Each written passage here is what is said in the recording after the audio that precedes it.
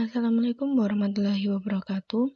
Saya Astafilhaq dengan NIM 2301660182, mahasiswa PPG Prajabatan Universitas Muhammadiyah Purwokerto, gelombang 2 tahun 2023, akan menjelaskan mengenai keterkaitan prinsip understanding by design dengan ketercapaian tujuan pembelajaran pada elemen koneksi antar materi.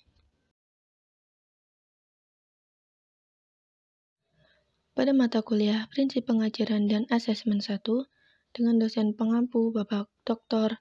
Fitrianto Eko Subekti, MPD.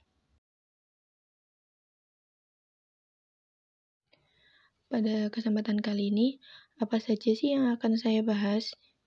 Jadi yang pertama, saya akan membahas mengenai Prinsip Understanding by Design atau UBD. Yang kedua adalah tahapan pada prinsip UBD.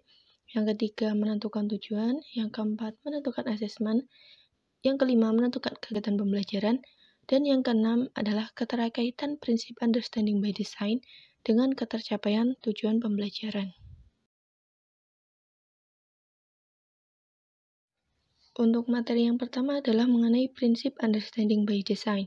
Jadi, dalam melakukan kegiatan pembelajaran, seorang guru tidak hanya menyusun rancangan pembelajaran, namun juga harus menentukan tujuan pembelajaran, serta alat untuk mengukur ketercapaian pembelajaran atau asesmen, dan kerangka berpikir dalam merancang pembelajaran dapat dibentuk menggunakan prinsip UBD atau Understanding by Design yang dikemukakan oleh Wiggins pada tahun 1998. Berdasarkan prinsip UBD, kegiatan merancang pembelajaran harus dilakukan secara utuh sebagai satu kesatuan. Prinsip ini juga sering disebut sebagai perancangan mundur atau backward design. Pada penerapan prinsip understanding by design ini terdapat 3 tahapan. Yang pertama adalah menentukan tujuan, yang kedua menentukan asesmen, dan yang ketiga menentukan kegiatan pembelajaran.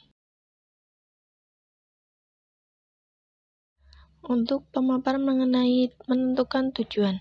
Jadi tujuan pembelajaran adalah mendeskripsikan kompetensi berupa pengetahuan, keterampilan, dan sikap yang harus dimiliki, dicapai, dan dikuasai oleh peserta didik dalam suatu kegiatan pembelajaran.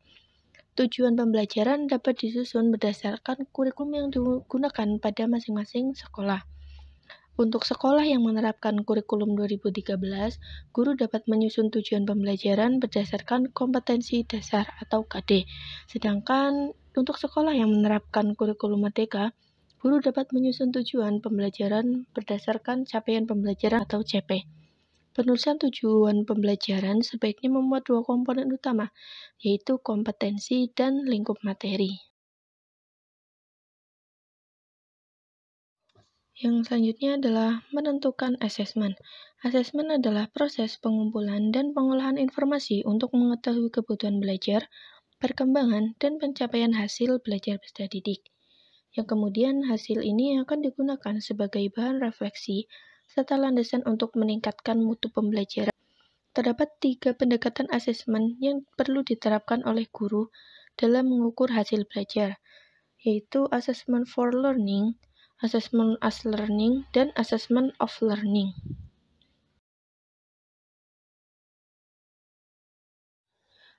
Tahapan yang ketiga adalah menentukan kegiatan pembelajaran. Kegiatan pembelajaran dapat ditentukan dengan menggunakan pendekatan yang sesuai. Pendekatan pembelajaran sebaiknya dilakukan dengan berpusat pada peserta didik. Misalnya dengan menggunakan beberapa pendekatan. Saya mencontohkan 3. Yang pertama adalah pembelajaran berdiferensiasi, yang kedua adalah teaching at the right level, dan yang ketiga adalah culturally responsive teaching. Selain menentukan pendekatan pembelajaran, juga dapat memilih model, strategi, dan metode yang digunakan. Guru juga perlu mempersiapkan media pembelajaran. Jadi pada menentukan kegiatan pembelajaran ini, guru dapat bereksperimen untuk menggabungkan beberapa model pembelajaran dengan media pembelajaran yang sesuai agar peserta didik tersebut dapat mencapai tujuan pembelajaran.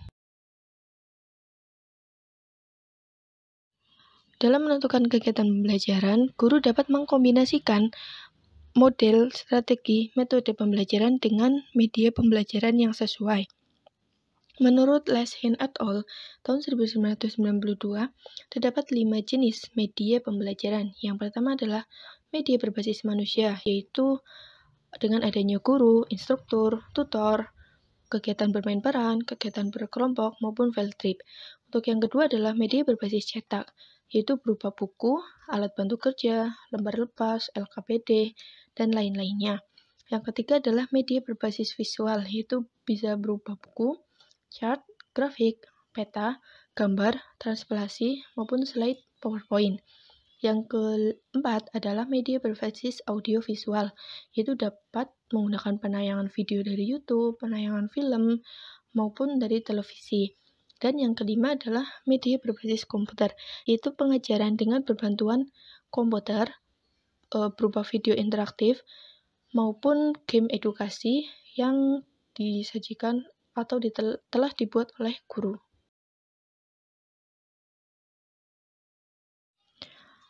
Keterkaitan prinsip understanding by design dengan ketercapaian tujuan pembelajaran.